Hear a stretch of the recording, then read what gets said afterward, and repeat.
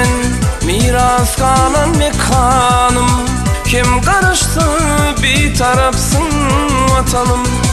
İl gününü Allah yalkan mekanım. Kim karıştı bir tarafsın vatanım.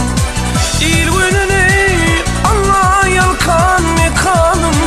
Kim karıştı bir tarafsın vatanım.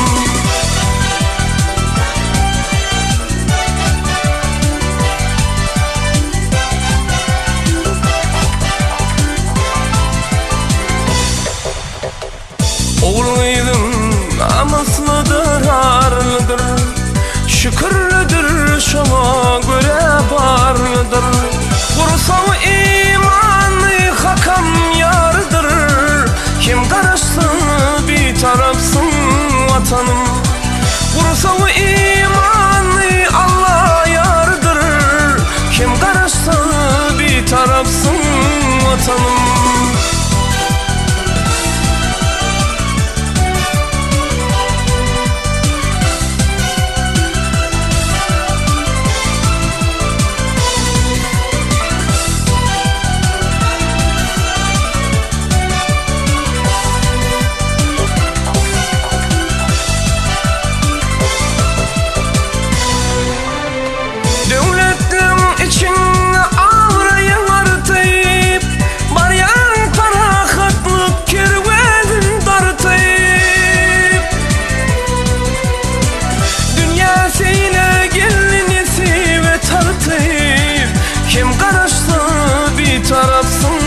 Vatanım dünyasıyla vellinesi ve tartı.